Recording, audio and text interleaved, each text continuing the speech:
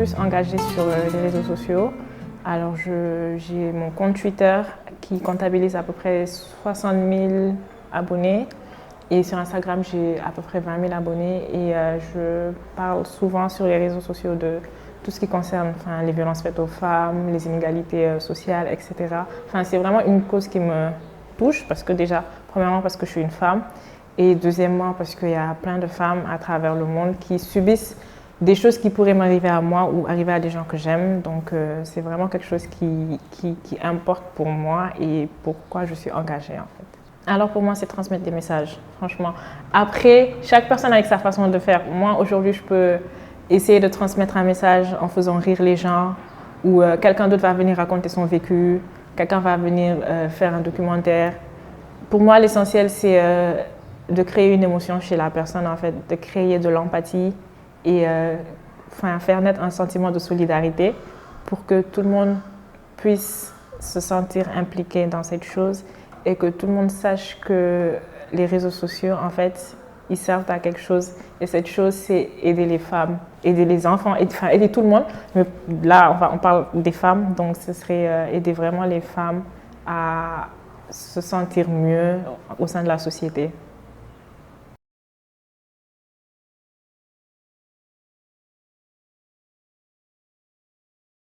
Je trouve qu'on en parle, mais je déplore deux choses.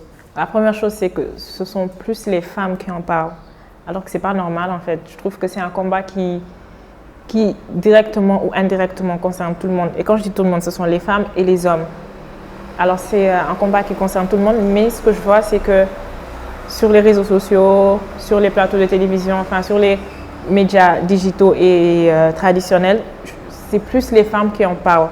Et j'ai remarqué que quand des hommes décident d'en parler, soit ils en parlent mais péjorativement, c'est-à-dire ils sont contre-productifs de cette cause, ou bien ils parlent sans savoir de quoi il s'agit en fait. Et je trouve que c'est dommage en fait parce que c'est un combat qui devrait toucher tout le monde. C'est un combat qui cible tout le monde et les femmes ne sont pas assez soutenues dans ce combat. Et la deuxième chose que je déplore, c'est qu'on en parle certes, mais c'est tout en fait. On s'arrête à en parler parce que depuis des années, on parle des inégalités, des inégalités salariales par exemple. On parle des violences faites aux femmes, mais ces violences, elles continuent en fait. Donc je trouve qu'on en parle, oui, mais c'est pas assez.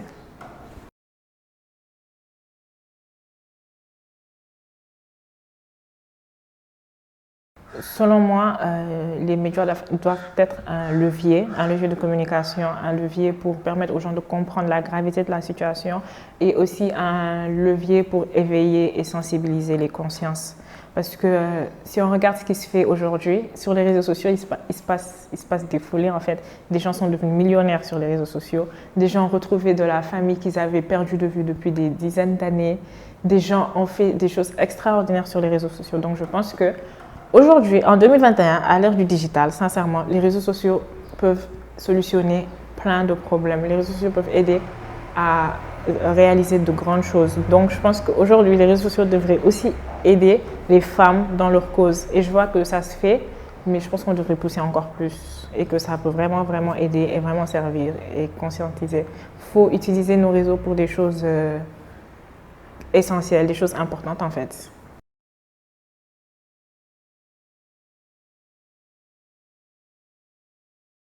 Je pense qu'elles sont oppressées.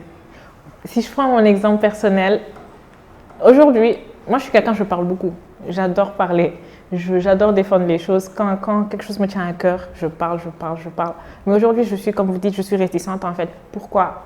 Parce que quand je parle en présence d'hommes, je ne suis pas prise au sérieux ou j'ai l'impression que ce que je dis, ce n'est pas important parce qu'ils ne vivent pas ce que je vis ou ils ne vivent pas ce que j'ai vécu. C'est-à-dire qu'aujourd'hui, dans un débat de 3 minutes, une femme va parler pendant 3 minutes en présence d'hommes. L'homme va lui couper la parole 2,6 fois en moyenne. Alors que lorsqu'un homme parle, on lui coupe la parole une fois. Ce sont des petites choses, les hommes ne s'en rendent pas compte, mais ce sont des petites choses qui créent un sentiment de l'animosité chez la femme. Les femmes, elles se sentent frustrées, elles n'aiment plus parler, elles n'aiment plus communiquer parce qu'elles ont l'impression que, elles sont tout le temps, elles sont plus prises au sérieux et leur combat est décrédibilisé. Une femme va venir se plaindre de peut-être, je sais pas, d'avoir été victime de harcèlement. on va lui demander d'abord qu'est-ce que tu faisais là, qu'est-ce que tu as apporté, nanani, enfin tout le temps des trucs comme ça où une femme va se plaindre d'avoir un salaire moins élevé que celui d'un homme. On va lui dire, je sais pas, au moins toi tu travailles, il y a une autre femme qui aimerait travailler alors que non. Mais en fait, ce sont de vrais problèmes, mais les réponses à ces problèmes, elles sont décourageantes en fait. Après, tu as plus envie d'en parler en fait. Et je pense que c'est une chose commune à des milliers de femmes à travers le monde. Moi, en tout cas, c'est pour ça que j'aime plus trop parler en présence d'hommes. Ce qui est dommage parce que les hommes, enfin, on doit aller ensemble en fait. C'est eux qui vont nous aider dans ce combat. Mais ce sont les premiers à nous démotiver. Donc, je pense que c'est pour ça qu'on est plus réticente à parler de ça en public.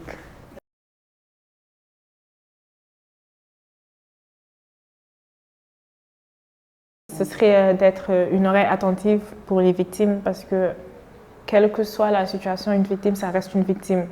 Quel que soit comment les choses se sont passées, une victime, ça reste une victime. Donc, il faudrait être une oreille attentive pour les victimes, les écouter, ne pas juger et ne pas tout le temps vouloir donner des conseils justement parce que des fois, on n'est pas habilité à avoir les bons mots pour... on n'est pas des professionnels, donc on y va vraiment avec le cœur, mais des fois, on peut être maladroit et brusquer la personne. Donc, mon conseil, ce serait d'être une oreille attentive, ne pas juger les gens.